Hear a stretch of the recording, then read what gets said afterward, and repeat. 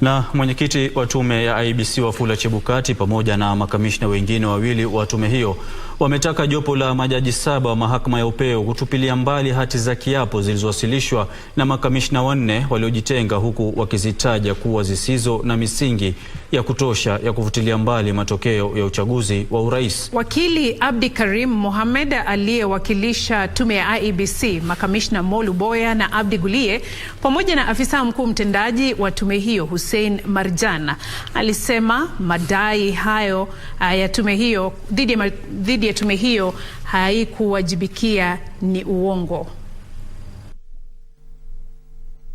Kupitia mawakili Mansur na Paul Moite, makamishna wa tume ya IEBC Juliana Cherera, Francis Wanderi, Irene Masit pamoja na Justus Nyang'aya walikuwa wameshtumu mwenyekiti wa tume ya IEBC Wafula Chebukati na baadhi ya kamishna kwa kutangaza matokeo ya urais ambayo hayakuwa yamehakikiwa, fauka ya kuwepo kwa takwimu zisizofanana katika fomu 34A. Huku kikao cha kusikilizwa kwa rufaa ya urais kikiingia siku yake ya pili, Chebukati pamoja na makamishna Molu Boya na Hussein Marjan wamejitetea kupitia Wakili Abdikarim Mohammed. At the end of the day, after you clear through the fog, what were the issues that the chairman was being accused of? They do not meet the standards, I pray, that would be required for us to overturn the presidential elections in the general election of 2022 and send 14 million plus Kenyan voters back to the vote and spend immeasurable amounts in treasure. Wakili Mohammed alipuzilia mbali madai kuwa makamishina wote hawakuhusishwa kwenye mchakato wa kuhakiki na kutathmini matokeo ya urais kutokana na migawanyiko iliyoibuka miongoni mwao. Be absurd to say that the only verification that is acceptable under the law is verification by the commissioners. What then would we make of the elections at the counties and the tallying and verification at the counties and the tallying and verification at the constituencies where no commissioner is present? What would we make of? Aidha, walijitetea dhidi ya madai kwamba hawakujumuisha matokeo ya urais katika maeneo bunge 27. What the commissioners actually wanted to do was what was stated in the affidavits of the chairman, the Professor Guliye and Mr. Molu, which was to moderate the results so that a pre-agreed or pre-arranged result can be declared. That is what they wanted. What they wanted was for a meeting to sit over the decision of who will be president. Not the voters, not Form 34A, not the polling station as the law is, but for a meeting of the commissioners at the National Tallying Center after the work had been done to moderate.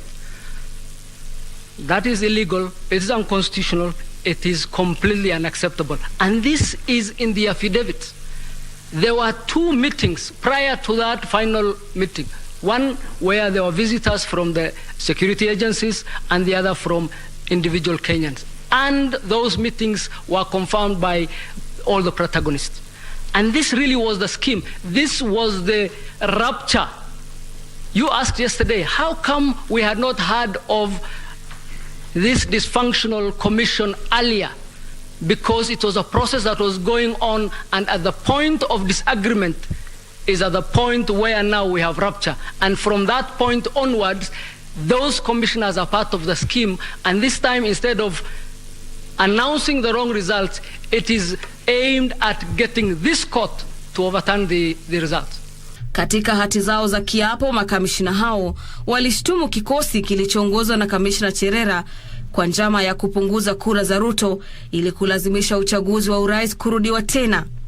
If you look at the totality, what you get is that these good ladies and gentlemen were either negligent or unaware of their functions, or in fact were not stating the truth as such, because the law requires for the commission to hold a minimum of 1 meeting per month. More were held during the elections. They attended all those meetings under the affidavits. The vice chair and Mr. Wanderi attended the trip you were told about in Greece, where they went to check on the presidential ballots. The announcement were made by these good people almost 70% of the time. In other words, almost 70% of the announcements done at Bomas were done by these particular commissioners. And the tables were there for everybody to see where verification was happening. And they had no one stopping them from going to attend or direct if they wanted to direct.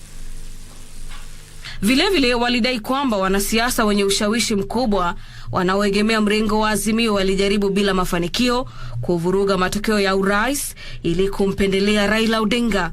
Nikiripotia Darubini, naitwa Gladys Mungai.